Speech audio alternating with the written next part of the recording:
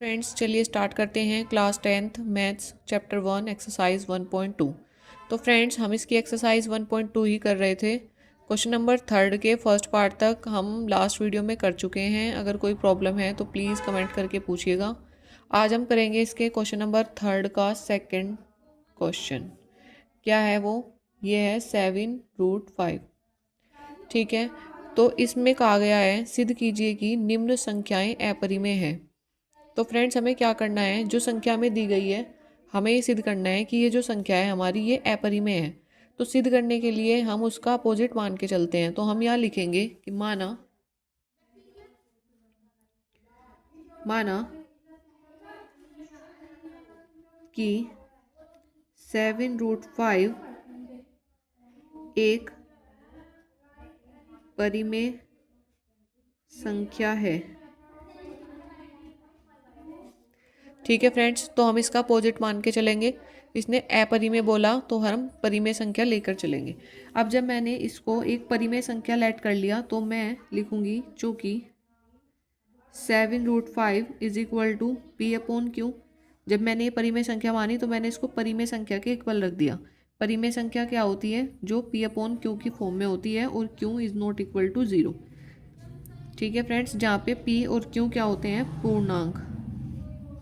जहाँ पी तथा क्यू पूर्णांक है। ठीक है, ठीक है फ्रेंड्स। तो देखिए मैंने लास्ट वीडियो में भी बताया था, इस तरीके के क्वेश्चन में हम क्या करते हैं, जो रूट वाली संख्या होती है उसे एक साइड रखते हैं और बाकी उसके पास जो भी होता है प्लस माइनस में या मल्टीप्लाई में जो भी होता है वो दूसरी साइड ले जाते हैं। ठीक है, तो बस ये फॉर्म बनानी है आपको। उसके बाद क्वेश्चन करना तो बहुत ही आसान है। हर क्वेश्चन में एक ही बात, सेम बात रिपीट हो रही है। ठीक है, तो यहाँ पे मैंने देखा कि एक ऐसी संख्या है हमारी अपरिमेय संख्या है। सारी रूट वाली संख्याएं अपरिमेय होती हैं और जो पी अपॉन क्यू की फॉर्म में होती हैं वो परिमेय संख्या होती हैं। ठीक है, तो ये कैसी संख्या है? अपरिमेय संख्या। अपरिमेय संख्या बराबर, तो ये किसके बराबर आ गई? ये अपरिमेय संख्या है और ये कैसी संख्या है? परिमेय संख्या। परिमेय संख्या। तो फ्रेंड्स बताओ कि क्या अपरिमेय संख्या परिमेय संख्या के इक्वल पॉसिबल है? नहीं है। तो हम लिखेंगे अपरिमेय संख्या इज इक्वल टू परिमेय संख्या, जो कि असंभव है। जो कि असंभव है। ठीक है, कभी भी एक परिमेय संख्या अपरिमेय संख्या के इक्वल नहीं हो सकती। तो हम क्या लिखेंगे? अतः हमारी कल्पना विरोधाभास है। विरोधाभास अर्थात हमारी कल्पना गलत है। ठीक है, हमारी कल्पना गलत है। इससे सिद्ध होता है कि इससे सिद्ध होता है कि 7√5 एक अपरिमेय संख्या है।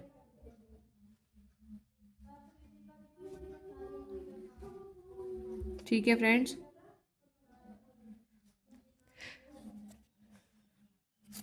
हर क्वेश्चन में हमें सेम बात रिपीट करनी है। क्या करना है हमें? जो भी क्वेश्चन दिया जाएगा उसका उल्टा मान के चलेंगे। यहाँ पे अपरिमेय की बात करेगा ये, लेकिन हम लेके चलेंगे परिमेय संख्या। जब हम उसको परिमेय मान चुके तो हम उस संख्या को एक परिमेय संख्या के इक्वल रख देंगे। फिर इसके पास जो भी संख्या होगी उसे दूसरी साइड लेके जाएंगे, क्योंकि हमें अपरिमेय संख्या को अलग रखना है और परिमेय संख्या को अलग। ठीक है, तो हमने देखा कि यहाँ पे अपरिमेय संख्या परिमेय संख्या के इक्वल आ गई, जो कि असंभव है। ऐसा कभी पॉसिबल नहीं है कि अपरिमेय संख्या परिमेय संख्या के इक्वल हो। तो हम मान लेंगे कि हमारी जो कल्पना है वो गलत है। इससे सिद्ध होता है कि 7√5 एक परिमेय संख्या नहीं बल्कि एक अपरिमेय संख्या है। ठीक है फ्रेंड्स, ऐसे करते हैं हम इसका थर्ड पार्ट। फर्स्ट पार्ट हम लास्ट वीडियो में कर चुके हैं फ्रेंड्स, आप वहाँ से कर लीजिएगा। थर्ड पार्ट क्या कहता है? 6+√2 है। अब हमें इसे सिद्ध करना है कि ये क्या है? एक अपरिमेय संख्या है।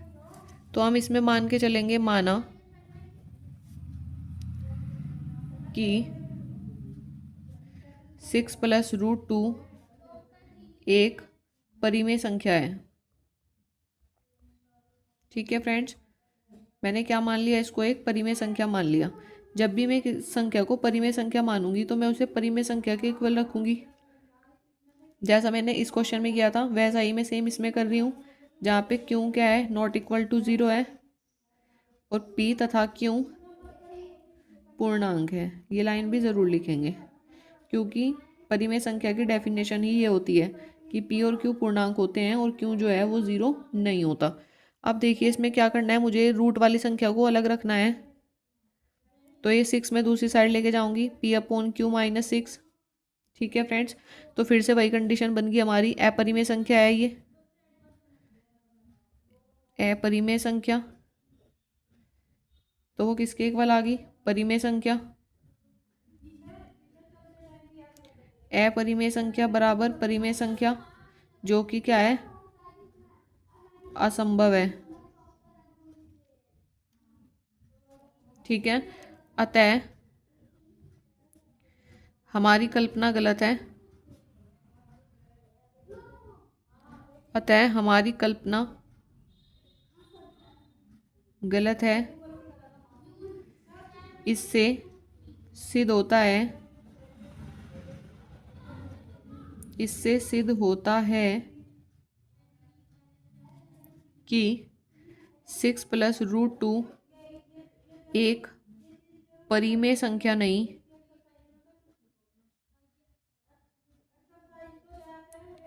अपरिमेय संख्या है।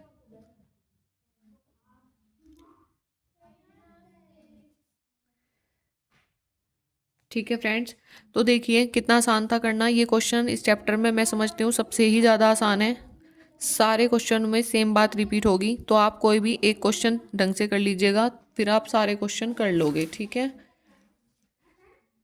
जो मैंने क्वेश्चन नंबर 3 के सेकंड पार्ट में किया वही थर्ड पार्ट में किया, और अनदर और भी क्वेश्चन होते इस टाइप के तो भी ऐसे ही सॉल्व होते। तो फ्रेंड्स, अगर आपको ये वीडियो अच्छी लगी तो प्लीज़ लाइक कीजिएगा और चैनल को सब्सक्राइब कीजिएगा। Thank you friends.